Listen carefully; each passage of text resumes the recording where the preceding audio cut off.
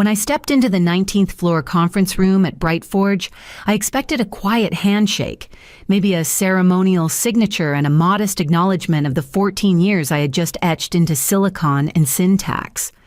The glass walls gleamed, catching the morning sun, and the table was already set, folders, neatly stacked coffee still steaming. It felt staged, but I told myself it was just corporate formality. Clayton Reddick stood near the far window phone in hand posture sharp. He looked up when I entered, smiled that deliberate kind of smile that never touches the eyes. "Surrealist," he said, gesturing to the seat across from him. "Thanks for making time." I sat careful to align my bag beneath the chair, as I always did. Habit, discipline, control. I'll get to it quickly. He continued sliding a manila folder across the table.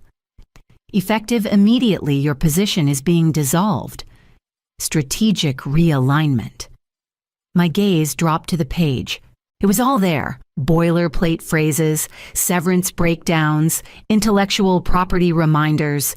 Typed cleanly at the bottom, "Surrealist Morrow Senior Systems Architect, terminated." I didn't speak, didn't blink. My thumb pressed against the side of my chair just to feel something grounded. Clayton kept talking something about gratitude and policy, but his voice faded behind the static in my own mind. They didn't even let me finish a cup of coffee. When I stood, the legs of the chair scraped against the floor too loudly. I nodded once stiff automatic and left without shaking his hand. The hallway outside was sterile and silent. I passed no one. At the elevator, I pressed the button twice, though once was enough. The doors opened. I walked in, down 20 floors and out into the cool San Francisco air. It wasn't until I was in my car engine off key, still in hand, that I opened my laptop. One click into the patent submission portal. The file was there. Same structure, same logic trees, same runtime notation. But the author field read Brightforge Consortium. No mention of me, no trace, no name. Only the timestamp 4 hours after mine had been finalized. And right then, I stopped feeling surprised and started remembering Zurich. 9 months before the folder slid across that glass table, I walked through the soft drizzle of Zurich's old town coat collar, turned up conference badge swinging against my chest. Officially, I was attending the International Summit on Sustainable Infrastructure. Unofficially, I was building my escape. The conference happened. Yes, panels, lanyards, weak coffee. But in between sessions, I took side streets instead of shuttles. I met with a lawyer I trusted more than any colleague, a friend from my law school days, who now specialized in intellectual property structuring, for inventors too smart to wait until it was too late. His office sat above a quiet bakery on Dufourstrasse. He poured the coffee himself. I signed the founding papers of Alaris Infrastructure Ltd. in that room using a black pen with fading ink. We attached every file, every signature, every clause, Swiss YPO registration timestamped, declarations, biometric author logs. I remember the clause number because I chose it 12.4. It read, should the originator be removed from authorship under unethical conditions, all dependent licenses may be revoked without delay or appeal. At the time, it felt like overkill. Now it felt prophetic. Brightforge never saw the full algorithm. They got what they asked for, an integration shell, clean, functional, efficient. It could run their smart grid pilot and scale it fast. What they didn't realize was that the deeper logic, the adaptive layers, the long-term load balancing functions, they all sat behind an external call authentication protocol, one they didn't control. I told them I was simplifying the framework to avoid runtime latency. They hadn't looked further. They never do when things work. In the months that followed, I kept the deeper version under Thornshield, a subdivision of Alaris. Quiet, encrypted, compartmentalized, just in case. I didn't know what betrayal would look like, but I knew it would come dressed in a tailored suit and use words like strategy and realignment. So I wrote the language that would survive it. And while they were scaling, pitching, expanding, I was wiring the switches underneath. I never planned to build a network. At first, it was just a Defense One license to a wind optimization lab in Manitoba that wanted more freedom than Bright Forge allowed. Then a solar logistics firm in Vietnam that needed scalable infrastructure, but refused to be tethered to U.S. monopolies. Then a desalination AI team in Valparaiso. Each deal started with the same question: can we trust you more than them? Through Alaris, I structured each license personally. No middlemen, no outsourced attorneys. Just me, a locked terminal, and the language I knew how to wield better than any boardroom executive. Each contract contained a clause I wrote by hand, 11.2. If the original author is removed, erased, or misattributed without legal justification, this agreement terminates immediately and irreversibly. Most of them didn't even ask why it was there. They had seen others be erased too. By the time Brightforge took my name off the record, 48 separate companies were running my code. Some in pieces, some in full. Smart grids in Denmark. Railway load prediction in New South Wales. Even rural hospitals in northern Kenya. And all of them were tied to a live license monitoring dashboard I built myself. Green meant active. Yellow meant near expiration. Red meant revoked. Brightforge appeared near the bottom. License ID W73 labeled internal pilot. 6 months. I remember the day they signed it. Their legal counsel skimmed it, asked if pilot status implied a discount. I said yes. They never asked what pilot also implied, that the access wasn't permanent. No one ever questions a trial if it works. While they held launch parties and pitched investors with my architecture as their backbone, I sat at my desk each night and watched the dashboard pulse, slow, steady, alive.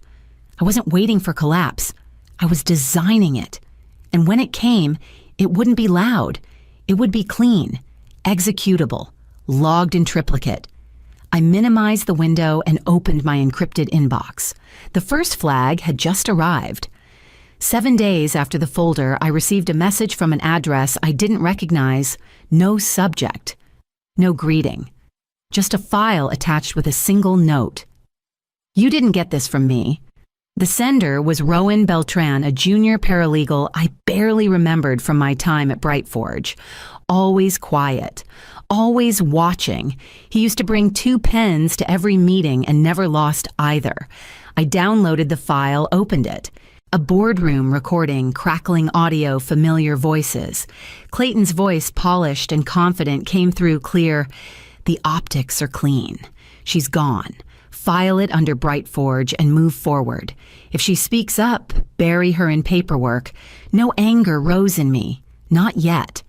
What clenched in my throat wasn't betrayal, it was confirmation. They knew. He knew. And they'd done it anyway. That evening, I received a second blow. Elena Matsuoka, COO of Maria Grid Solutions in Tokyo. One of my earliest partners called directly. Her voice was tight professional. Brightforge contacted us, she said, claimed Alaris was never real, that you forfeited your rights. They're offering us a new license 10 times the original fee, effective immediately. I stood still in the middle of my living room phone pressed to my ear. That's false, I said quietly. I thought so, she replied. But they threatened to suspend service if we don't comply by Friday. They weren't just stealing anymore. They were turning my invention into leverage, shaking down the companies who had trusted me, who had trusted ethics over scale. I thanked her, hung up, sat down. Then I pulled up the dashboard. 48 partners still green. But Brightforge W73 was flashing yellow. A warning had triggered. Unauthorized claim of authorship. Clause 11.2 had been breached. I hovered my cursor over the log field and opened the audit chain. Time-stamped, logged, signed. Everything I needed was there. I didn't feel fury. I felt alignment. The blueprint had held. And now the system had just begun to bite. The city outside was quiet. I could hear the distant low churn of buses rolling over wet asphalt, the occasional hiss of a crosswalk signal. Inside my apartment was darker than usual. I hadn't bothered turning on the main lights. Just the screen in front of me, the soft blue glow of the Alaris dashboard blinking in perfect rhythm. 48 partners, all green. License ID W73 flagged. The violation read clearly, unethical author reassignment detected. I reached for the encrypted drive labeled fail-safe protocols, plugged it in, and watched the folders unfold like a map I'd drawn months ago for a destination I hoped I'd never have to reach. Each file a marker of preparation, each document a tether to truth. I uploaded the notarized Zurich IP filings first, then the original submission logs from the U.S. patent portal, my version, then theirs. Rowan's recording followed. I added every signed agreement with each partner clause 11.2 highlighted in red. A full digital paper trail cross-referenced and time-stamped. The system prompted me once upload complete, documents verified. And then there it was, the red button. Revoke all. I didn't click. Not yet. My hand hovered steady but waited as if the weight of 112,000 employees and 2.1 million households sat in my palm. Because in some ways they did. I thought of the girl in Nairobi, 12 years old, who told a reporter she could study at night now because of a solar grid, powered by a smart system from somewhere far away. I thought of the water filters running in rural Chile, built on my adaptive load balance models. I thought of the boardroom of Clayton's voice saying I was gone, of how easily they rewrote my absence as an opportunity. Then I heard it again, my mother's voice. Build something they can't ignore even if they try. At 11:37 p.m., I opened the system console. I didn't press the button, but I opened the queue, and I loaded the sequence, and I set the clock. At 3:29 p.m. Eastern, I watched the final audit check pass. Each license verified, each clause cross-matched, each timestamp locked. The system ran a last sweep, all green except one. At 3:30 p.m., I clicked. The dashboard shimmered once, then went still. One by one, rows began to flash. Revoked. Madrid, Singapore, Sao Paulo, Berlin, then Brightforge. Their flag turned red with a priority status override. That wasn't me. That was the system itself. The auto-escalation protocol kicked in for highest severity breaches. Unauthorized authorship, falsified assignment, unethical originator removal, all three triggered at once. Inside their data center, the impact hit hard. Through an old admin access node, one I hadn't technically had since my last month as infrastructure lead, I saw the feed flicker to life. Rows of blinking LEDs shut off in waves. HVAC sensors rebooted to factory defaults. Scheduling engines failed authentication. For a second, no one moved. Then chaos. Techs scrambled some shouting into headsets, others hammering keys with rising panic. One engineer tripped pulling cables. A laptop hit the floor.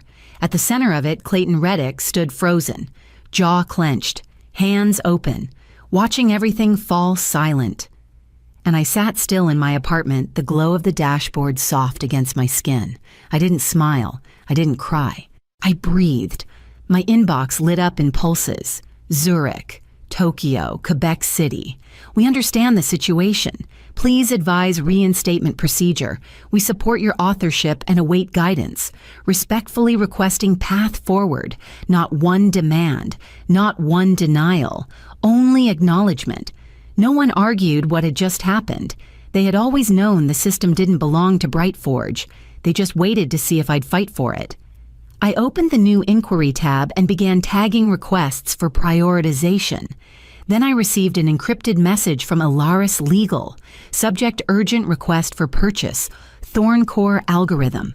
The message came just past midnight, routed through Alaris Legal's secure relay. High priority. Signed by Rassan Al-Dahir, Deputy Director of Strategic Acquisitions at Al Rayon Technologies, UAE. Clean headers, full encryption.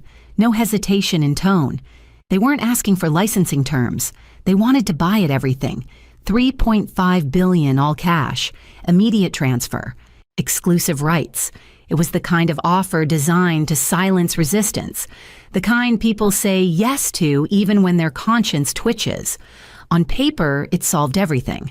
No lawsuits, no negotiations. Just walk away richer than most nations' education budgets. I stared at the number for a long time. Then I reread the line beneath it.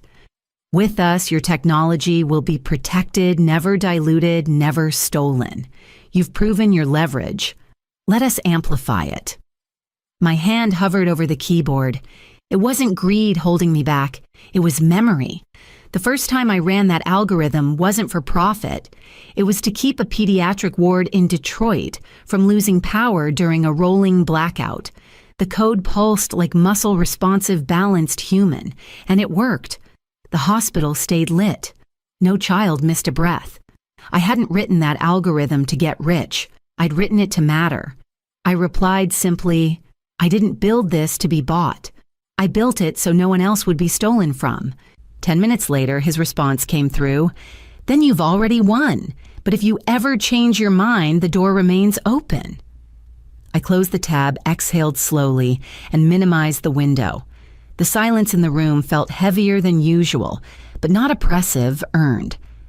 I wasn't chasing headlines. I was rebuilding rules. And before the sun rose, one more message waited for me, marked urgent, flagged internal. From Clayton Reddick, subject line. We need to talk. Clayton called just after 7. No assistant, no buffer, just his voice, brittle, rehearsed. Calm, layered over panic. Surrealist, he began. I think we can both agree things got out of hand. I didn't answer. Let him fill the silence. We're prepared to offer full reinstatement. CTO title, retroactive equity. A public statement recognizing your role personally, signed by me. Let's fix this together. I let the words hang there, studied their shape. They weren't an apology. They were containment. You didn't just erase my name, Clayton, I said. You tried to bury my future. He sighed. I get it. You're angry. But the IPO is still salvageable. We bring you in officially, settle the narrative. You get your recognition, we get continuity. It's clean.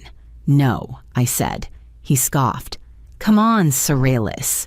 Everyone has a price. I closed my eyes. He still didn't get it.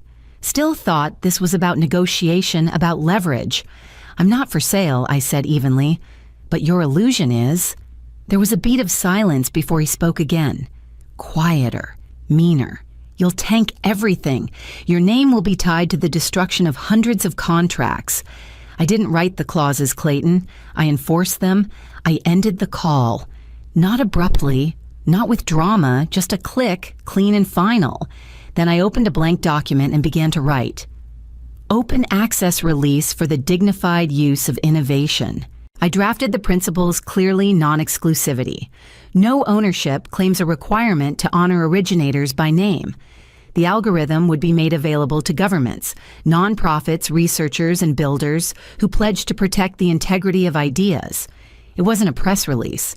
It was a line in the sand. By the time I attached the legal packet, I knew I didn't need anyone's permission to do it. I just needed to hit send. But before I did, another message landed in my inbox from an address I hadn't seen in years. Clara Reddick. Subject line. You didn't destroy him, but you saved the rest of us. I never imagined I'd return to Detroit for anything permanent. But when the time came to choose a home for what Alaris would become, it was the only place that made sense. The city knew how to rebuild from ruins.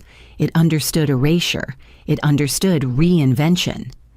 We repurposed an old manufacturing space on the east side, high ceilings, steel beams still stained with decades of effort. It became the Erlin Center, named for my mother, whose belief in quiet persistence had shaped everything I'd ever built. There were no CEO offices, no investor decks, no marble, no patents filed under individual names. Every project, every submission was communal. A clean line in our charter made it simple. Recognition is a right, not a reward. We credited everyone, coders, interns, security staff. The person who brewed the coffee that fueled late-night sprints. Everyone who touched a tool, who caught a bug, who swept the floor while a build compiled, listed, remembered. One afternoon during a community open lab, I sat quietly in the back as a group of students from a local high school tested an open-source version of ThornCore. One girl, thin, sharp-eyed, all elbows and determination, opened her laptop and linked a basic solar input model to our load-balancing framework. When the lights flicked on, she grinned wide and said to her friend, "This is the first time it felt like someone built tech for people like me." I said nothing.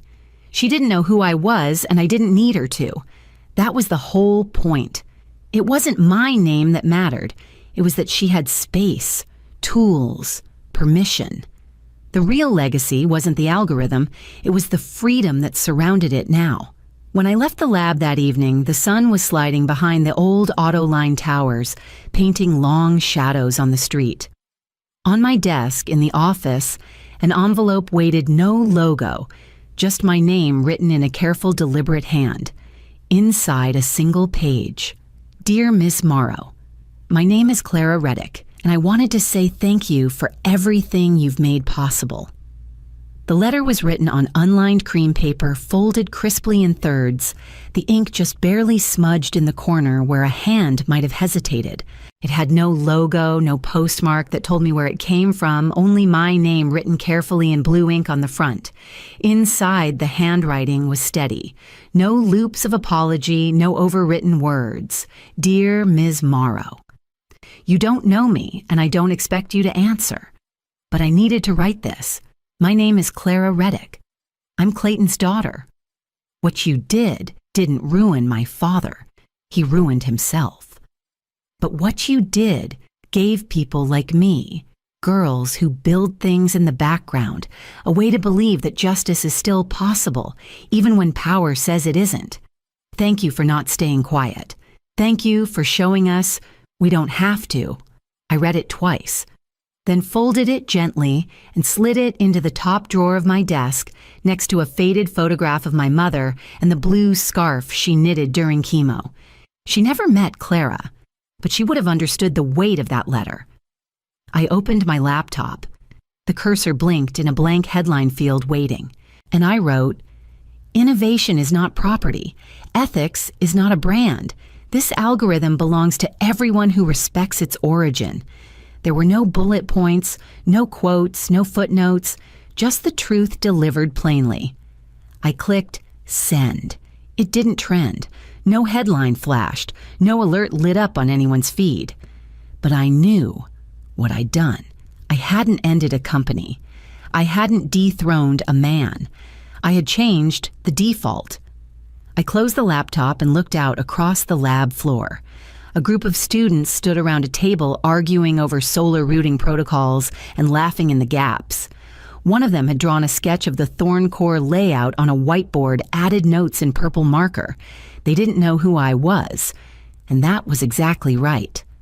I turned off the lights in my office and stepped out into the hallway as the hum of new ideas began to fill the room behind me.